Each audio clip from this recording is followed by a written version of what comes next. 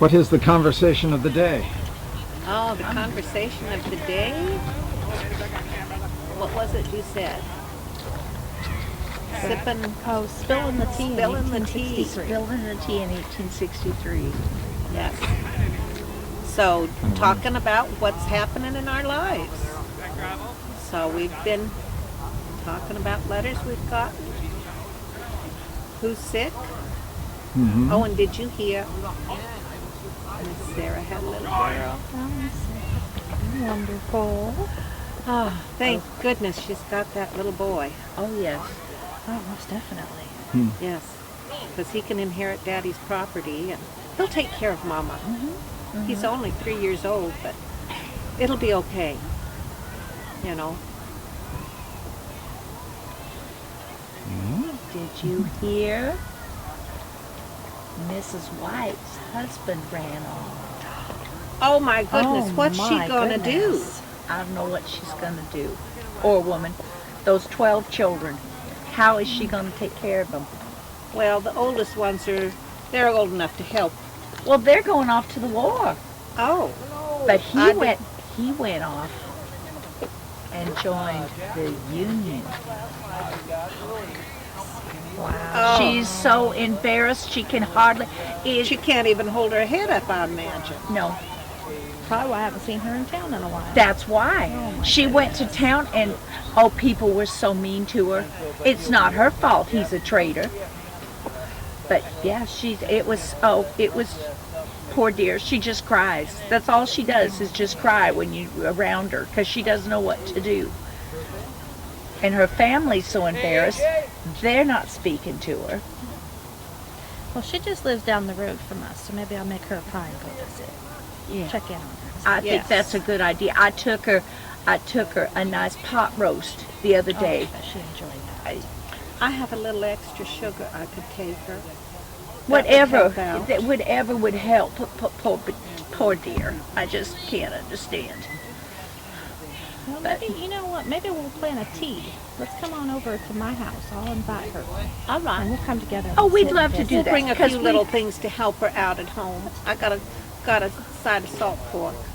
And she knows she's loved. Yes. Well, we're here yes, for it's her. not her fault. It's her husband's a skunk. Oh, hello. I shouldn't say that when the chaplain walks in the door. I'm sorry, sir. Oh But my. Ladies. But you heard her wrong. She didn't say he was a skunk. She said he got hit by a skunk and he stinks. No. And then she said that he could not come He in is the a house. stinker. I know what I heard. And I also know you three ladies weren't at church this morning. no, we weren't. We had our ear trumpets and we could hear it from afar. Now, were you able to read the call to service? No, You didn't hear me? no, we didn't hear you, and we didn't know where it was. And you know, if She it's knew. over there in Union Camp, they don't let us in. It wasn't in Union Camp. Where was And it? she knew where it was. You sure it wasn't in Union Camp? Because there was a lot of blue there. That's because there was no rebels there. Well, our So then it rebels was Our were- Union. heathen boys were dressing as Union. Yes, they did. That was after the church service. I'm shooting in you not to read it correct. I guess you're going to have to edit it, honey.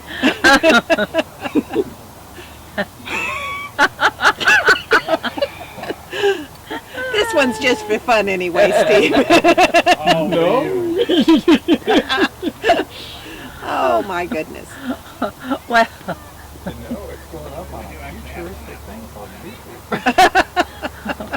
we weren't prepared. We were prepared before we don't have our best material going. Let's see. Sometimes the chaplain gets a little overtired and thinks he's from the future. Is it a prophecy? That magic box he carries. Yeah. Well, We're just having fun. That's what reenacting is all about. Not only are we trying to help people learn about history, but we enjoy the people we're with. Yes. Always. And we've had a wonderful morning just talking to ourselves. It's been a little light on the spectators, but we've had a wonderful time. Camping with friends. We've made lifelong friends, and that's part of reenacting. And we can count on each other. We know that. And we time travel back to 1863 and have a little fun and teach a little history. But at the same time, we've made lifelong friends that we'll have forever, even when we get too old to do this anymore. But it's been wonderful. And we can jump back into 1863 at any time. So the chaplain's been gone a long time. Oh, you poor woman. He's been busy. Been out and about. Well, and you're such a generous woman going into those hospital situations. I don't know if I could take it. How do you do it? I think my heart would just break seeing those poor boys lying there suffering. Wounded so badly. And no one, does it ever most of just them won't go home. Yes, is it ever too much? When I first started, it was hard. I went into the first field camp, and the soldier laying there, he looked so much like my Victor. And it was hard to look at him, but I thought, I hoped as a mama that when Victor was in a hospital, wherever he may have been, that there was somebody else there who was giving him love and kindness to help him. That his last moments on earth, that he had the peace. And so my mother's heart wants to do the same. So when I go, I sit and I visit and I ask them about who they are and their story and if I can help them. And that's why I started writing the letters. So that way the other mamas, that whether their They sons could made have it or that not, comfort that they someone can have, yes. was with their son. And that's what I felt when I was helping with the battle that was close to home. I felt like their mamas weren't there, and I didn't care what color jacket they was wearing, because they could have been my sons. And I would hope that if my son was in that predicament, that some mother would hold his hand and read him the good book and pray with him and give him comfort in his last moments. My Justin, it was on the battlefield at First Manassas, and there was no mama there to take care of him. There was nobody, and that hurts a mama's heart. But Kevin, his best friend, was there, and Kevin prayed with him. Well, I did hear from Miss Nelson, who lives in the next town, that there are some women who are going out when it's safe, and they're finding soldiers who've been left behind, and they've been caring for them, or are trying to do things to be able to get them where they need to be. Yes. And so as I bless their hearts for doing what they need to help these young men. Yes. I found a young man down by my gate. He was trying to get home, and he just couldn't go no farther. And so I had his friends bring him up on my porch, and I laid him down there on a blanket and kept him there until he passed. He was hurt really bad, and they were trying to take him back home, but it just wasn't going to happen. He just needed to have a place to rest safely.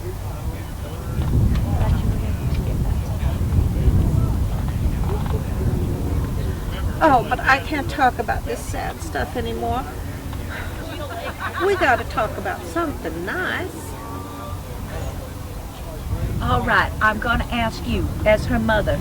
I haven't heard from Emma directly, but is that young man coming to courting?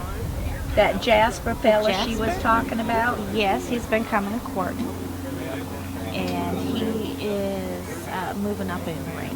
Oh, Oh, Yeah, do tell. He has been shown to be quite intelligent and very useful, and so he is moving up in rank and has promised that after the war he is going to come and marry our Emma. And they'll start their life together.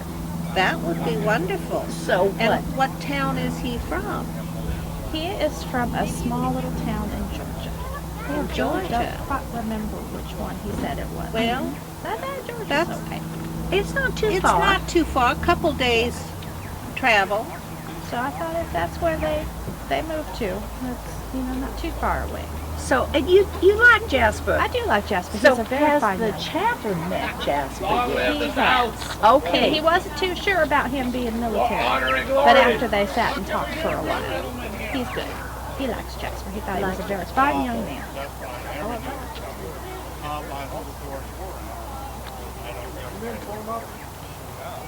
Oh my! No, Maryland, stay put. They have no authority. Oh dear, what's happening? Oh my goodness! I thought the days of having the troops outside Maryland, stay here. Harlow's were gone. Oh, we're gonna get a new captain, I think, because I think they're gonna shoot him.